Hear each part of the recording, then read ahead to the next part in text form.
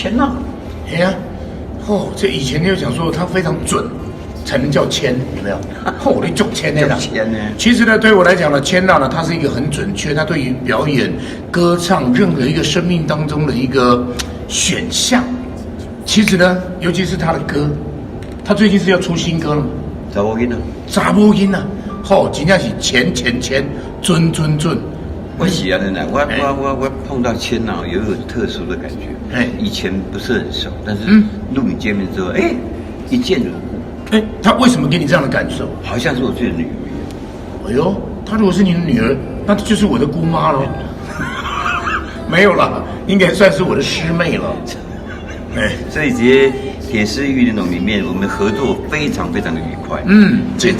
其实我也很喜欢她，她给了我很多非常真实的一面。我想不管她是从戏也好，从歌也好，她的那种诠释的能量是很大的。也许大家听她的歌，听她夜瓜就有那种真正的生活很贴近的那种感觉。恭喜签呐，新专辑发行啊！查某囡仔，恭喜哦！